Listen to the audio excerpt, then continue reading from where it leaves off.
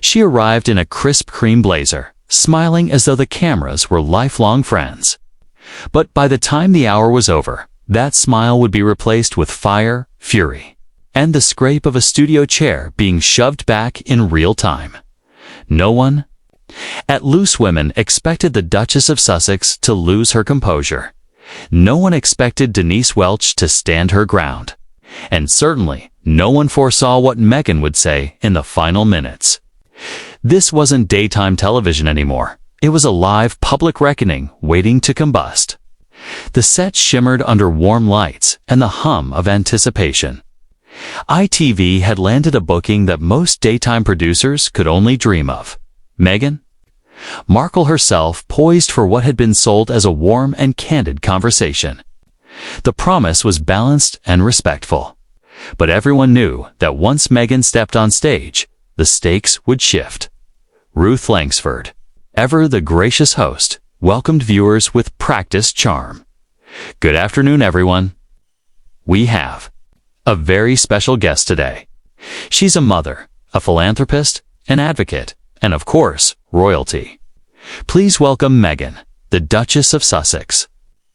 Applause broke out as Meghan strode in, her ivory blazer paired with soft beige trousers, hair neatly pulled back in a low bun.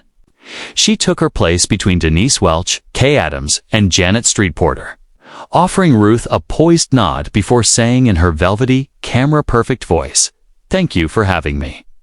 It's wonderful to be back in the UK, even briefly." Ruth's smile carried a hint of tension. Aware that Meghan's words were already treading on delicate ground, the first stretch of the interview was easy, almost diplomatic. Meghan spoke about her children's book, her foundation's work on girls' education, and the importance of kindness in media narratives. Her sentences were smooth, her transitions effortless, the audience listening with polite intrigue. But then Ruth shifted the conversation, inviting the panel to join in. Denise leaned forward, her tone measured but direct. "Meghan, you've spoken often about how difficult your time was within the royal family, and I believe those struggles. But in difficult situations, whether on suits or in high-profile friendships that ended, have you ever considered that perhaps the environment wasn't always the problem?" It was a careful version of the question everyone wanted to ask, but few dared to. Meghan didn't blink. "Denise," she said, her voice coated in sugar but sharpened at the edges, "I came here to talk about my current work, not to relive old narratives. I think I've addressed that quite publicly already." Denise nodded lightly, undeterred. "Of course, but I think people are curious about how those experiences shaped your journey. Not just what happened, but your perspective." Now, Meghan's jaw tightened. "Perspective," she repeated, her tone cooling. "That's an interesting word coming from you." Ruth tried to steer the conversation toward Meghan's podcast, but Meghan wasn't done. She turned back to Denise.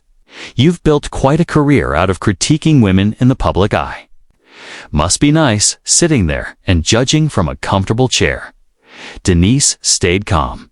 "I'm not judging, Meghan. A tie. I'm asking questions." Meghan shot back, "And I'm answering just maybe not the way you expected."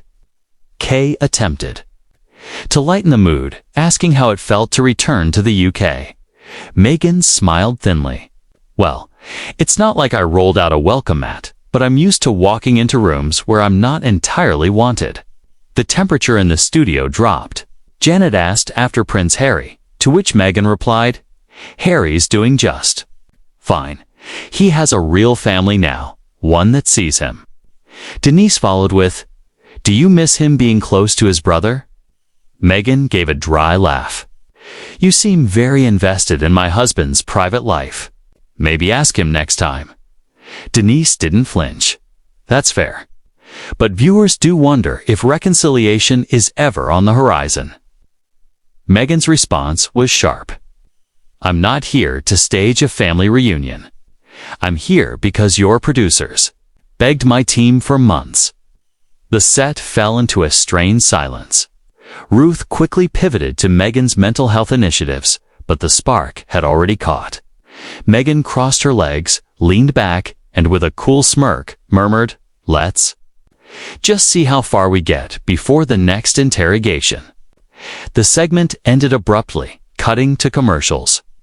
Off camera, producers rushed about. Meghan, still seated, pulled out her phone. Asterisk and Denise, unfazed, simply adjusted her mic and waited.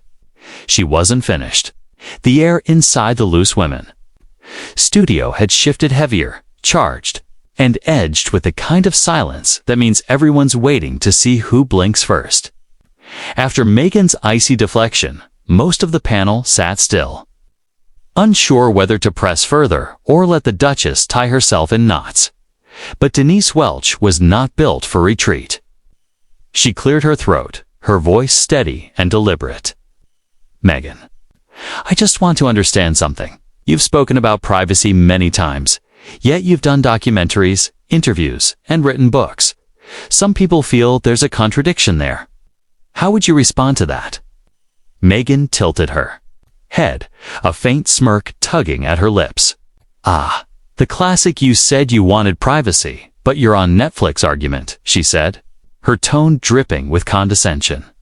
"Well, Denise, wanting privacy doesn't mean disappearing.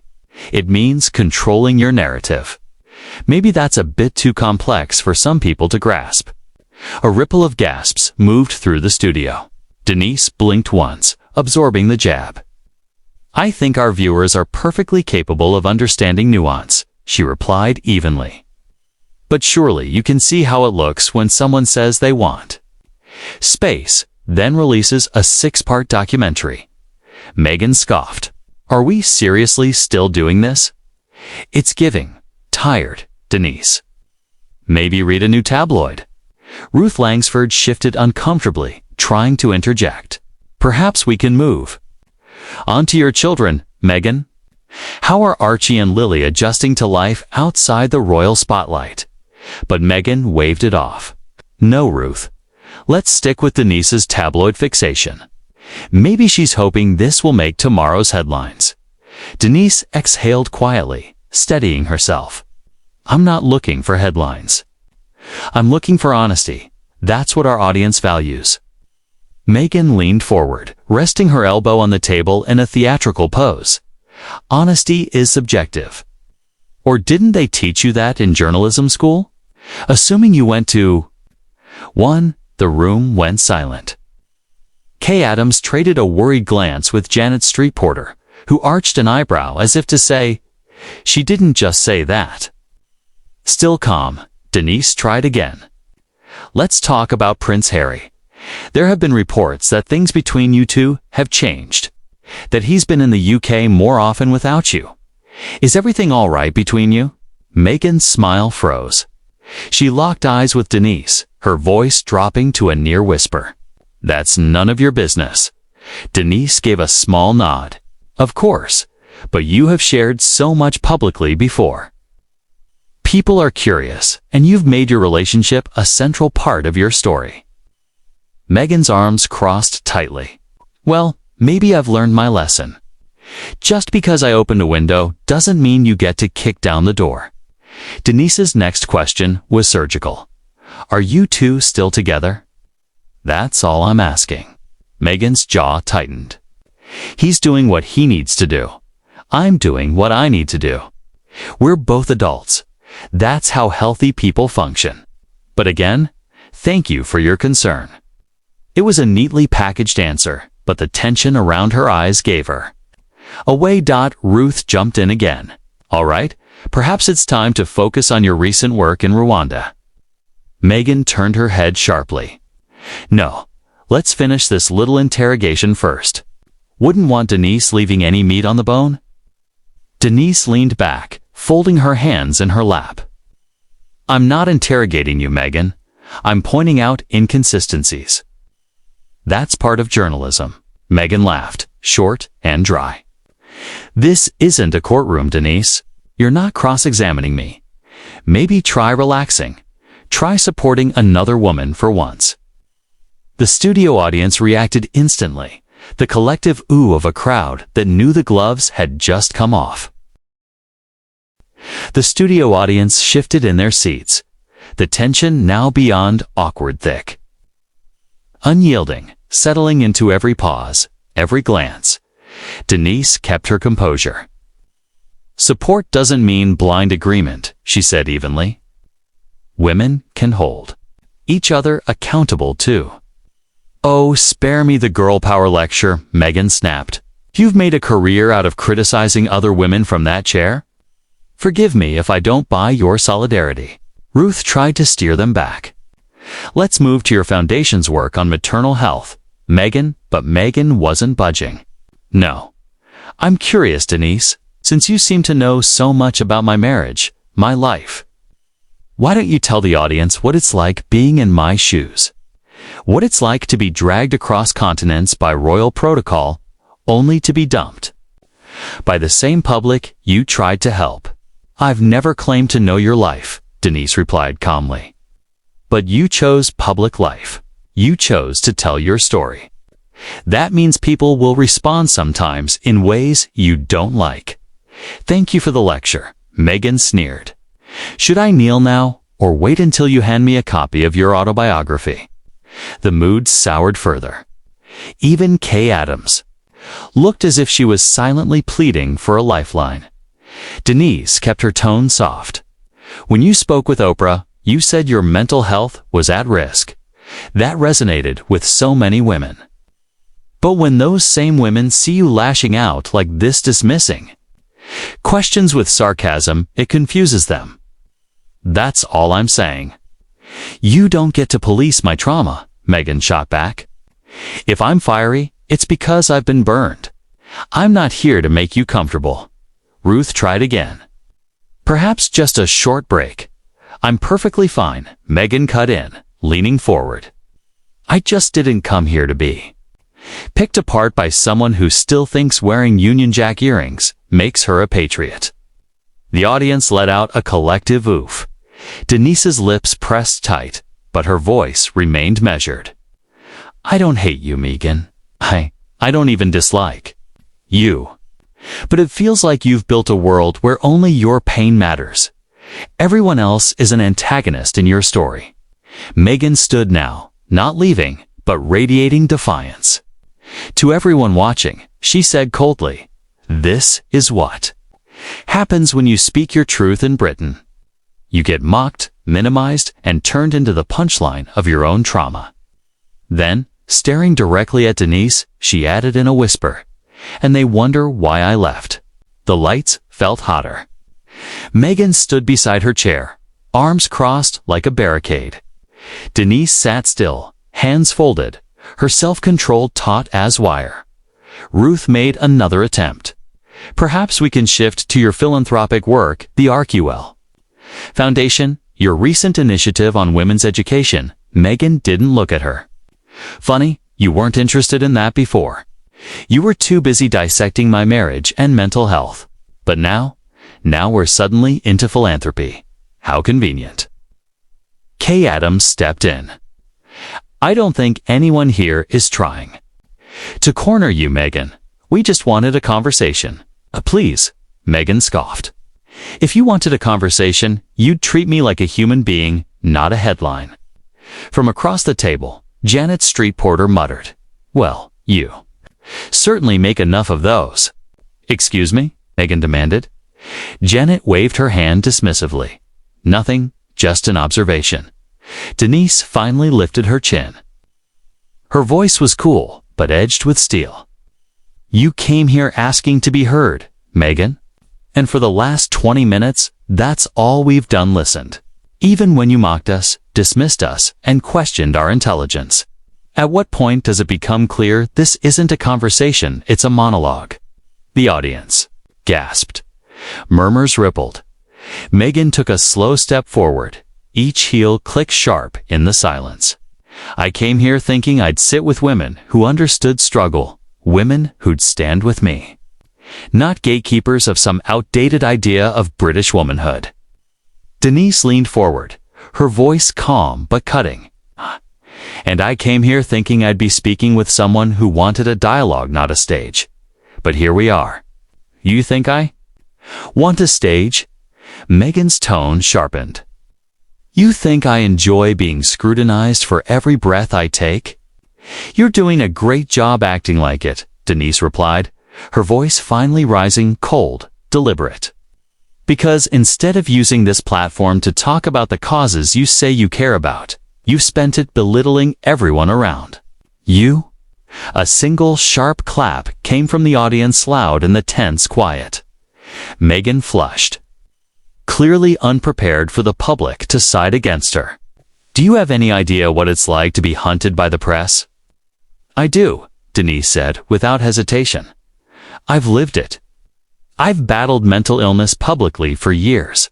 I've buried friends. I've had my own headlines twisted into circus acts. Asterisk the difference, Denise said evenly, is I didn't weaponize it. I didn't turn it into a brand. Gasps rolled through the studio. Meghan's eyes widened, her disbelief visible from the back row. That's disgusting. You're accusing me of profiting off my trauma? Denise met her gaze without blinking. I'm saying if you want to be seen as real, stop selling yourself as untouchable. Silence pressed in, heavy. Meghan turned to Ruth, her voice trembling with both pride and accusation. Are you going to let this woman shame me on national television? Ruth's voice was careful. No one is shaming you, but we are trying to get past the script. Meghan laughed a sharp, humorless sound. I should have known better than to come here. She stepped toward her chair, weighing whether to leave, then leaned forward on the backrest. You know what's exhausting? She said, voice cutting through the stillness. Spending your life fighting to be heard, only to be told by people like Denise that you're being too loud. Denise didn't hesitate. And you know what's exhausting?